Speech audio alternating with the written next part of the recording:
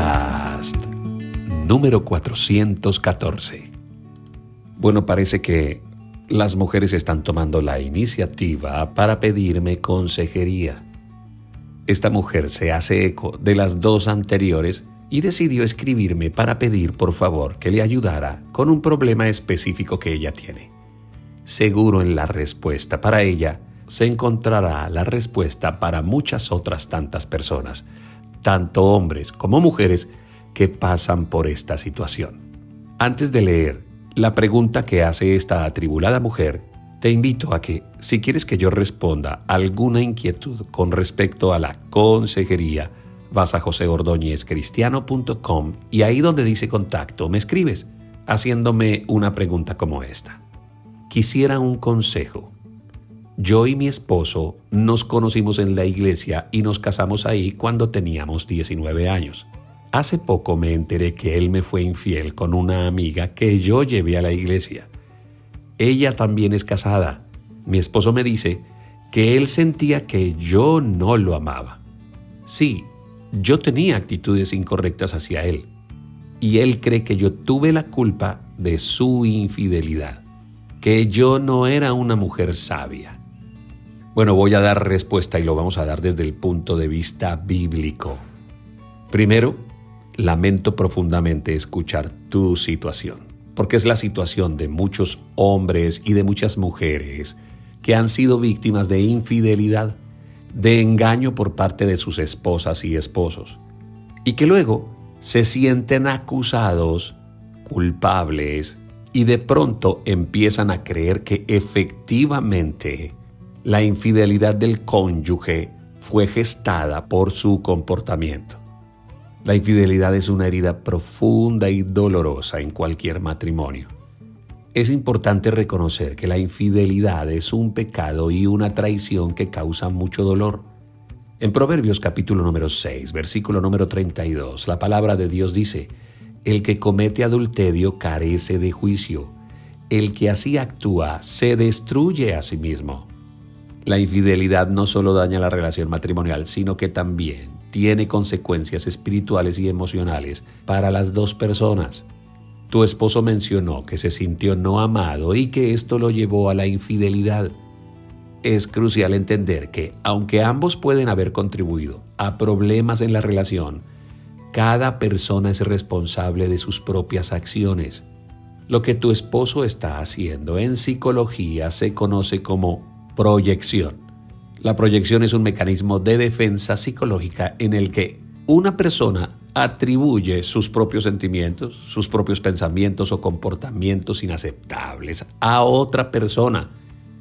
Esto inclusive puede incluir culpar a otros por las propias acciones negativas o defectos personales. Es que tú eres el culpable porque siempre provocas que se salga la peor parte de mí.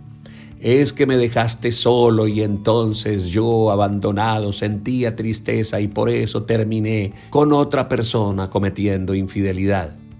Es un método equivocado y pecaminoso de defensa donde la otra persona quiere proyectar su culpa en los demás. Eso le permite a esa persona, a ese pecador, confrontar los aspectos de sí mismo, de sí misma. Esa persona sabe que lo que está haciendo es pecado, que lo que hizo es una actitud inaceptable, pero se siente incómodo con su propia acusación. Así como cuando el apóstol Pablo dice: no tenemos disculpa, no tenemos cómo justificarnos porque Dios nos dio la conciencia. Entonces el pecador se siente acusado y crea la proyección para culpar a la otra persona. En el caso de tu consulta, el esposo que culpa a su esposa por su propia infidelidad está utilizando la proyección para justificar su comportamiento y aliviar su culpa. O sea, al atribuir su acción a la supuesta falta de amor de la esposa, evita confrontar su propia responsabilidad en el acto de infidelidad. Pero mira lo que dice la palabra de Dios. Ya no miremos la psicología. Miremos lo que dice el Señor con respecto a esta clase de proceder. Ezequiel, capítulo número 18, versículo número 20, dice: el que peque es el que morirá. el hijo no cargará con la culpa del padre, ni el padre con la culpa del hijo. Te lo recuerdo, está en Ezequiel capítulo número 18, versículo número 20. Nadie tiene por qué sentirse culpable por las acciones de la otra persona, porque la otra persona, y como ya lo he dicho en algunas ocasiones, el que comete infidelidad se acarrea muerte. Pero Dios manda a que el hijo no cargue la culpa del padre, ni el padre con la culpa del hijo. En este caso aplicaríamos que la esposa no termine llevando la carga, la culpa de lo que hizo su esposo. Porque en este caso, el esposo pecó porque quiso pecar. Recuerden que la palabra de Dios también dice, en 1 Corintios capítulo número 10, versículos del 13 al 17, Dios es fiel y no permitirá que ustedes sean sometidos a una prueba más allá de lo que puedan resistir, sino que junto con la prueba les dará la salida para que puedan sobrellevarla. O sea, no hay disculpa. Dios no nos dará prueba que no seamos capaces de aguantar. Si cedemos a la tentación, somos nosotros mismos quienes voluntariamente decidimos ceder. Hubo un momento donde tu esposo pudo haber evitado esa infidelidad, pero no quiso. Se complació en el acto mismo, porque justo cuando fue tentado, Dios también le proveyó la oportunidad de salir de allí, de huir, de hacer lo que hizo José. En algún momento pensó que no podía estar con la esposa de Potifar y salió corriendo. Las tentaciones de cualquier índole, y en este caso de índole sexual, también son evitables. Hay un momento donde debemos pedir que el Espíritu Santo nos dé la fortaleza del dominio propio y evitar caer en la tentación. Bueno, y al decir esto, tú te estás acordando de la oración que el Señor Jesús nos enseñó. No nos metas en tentación. Ayúdanos cuando seamos tentados. Y Dios siempre acudirá a nuestra ayuda. La Biblia nos llama a ser sabios en nuestras relaciones. En Proverbios capítulo número 14, versículo número 1, dice, la mujer sabia edifica su casa, pero con sus propias manos la necia la derriba. Así que, esta es una amable invitación, que aunque tu esposo sea el culpable de la situación, tú tienes que reflexionar sobre la importancia de tu relación, considerar si en el fondo hubo comportamientos que pudieron afectar a tu esposo, no para justificar su infidelidad, sino para que aprendas, para que puedas crecer con lo sucedido. Inclusive dentro del taller para matrimonios, hablamos a profundidad acerca de esto, de cómo utilizar las malas acciones del cónyuge para construcción propia.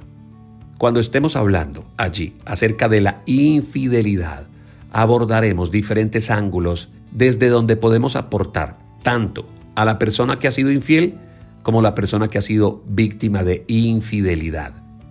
Eso lo hablaremos creo que en el cuarto día de nuestro taller. Recuerden que lo empezamos el próximo 19 de agosto. Continúo. Recuerda, el perdón es un mandato bíblico, pero la reconciliación es un proceso que requiere tiempo y esfuerzo. En Colosenses capítulo número 3, versículo número 13, el Señor dice, de modo que se toleren mutuamente y se perdonen si alguno tiene queja contra otro. Así como el Señor los perdonó, perdonen también ustedes.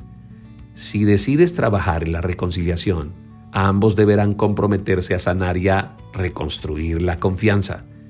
En el caso de tu esposo, debe arrepentirse y debe pedirte perdón y debe dejar de echarte la culpa a ti. Debe asumir su propia culpa y sus propias responsabilidades con lo que hizo. Por último, recuerda, querida amiga, que tu valor y dignidad provienen de Dios. Él te ama y desea lo mejor para ti. Confía en que Él puede traer sanidad y restauración sin importar cuán oscura parezca la situación. En Jeremías capítulo número 29, versículo número 11, el Señor nos dice, porque yo sé los planes que tengo para ustedes, afirma el Señor, planes de bienestar y no de calamidad, a fin de darles un futuro y una esperanza. Habla sinceramente con tu esposo.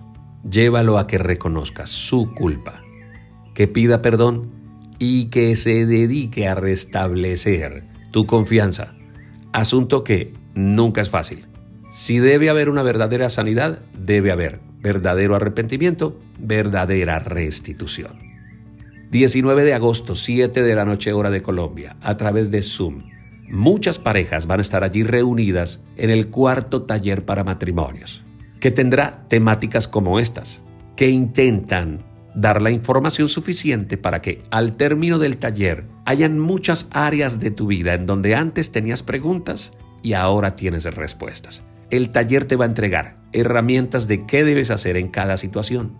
Como bíblicamente respaldaremos cada acción que deban hacer cada uno de los cónyuges que asistan.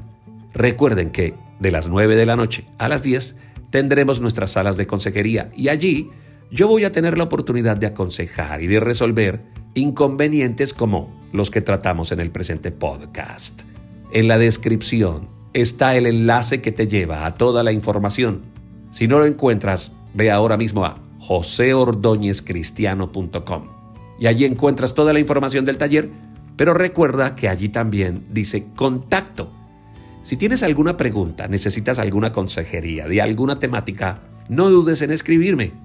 Yo le daré trámite, no solamente a las preguntas de carácter matrimonial, sino a todas las otras preguntas, de la relación con los hijos, de la economía, de la sexualidad, de los problemas que se tienen en familia, en fin.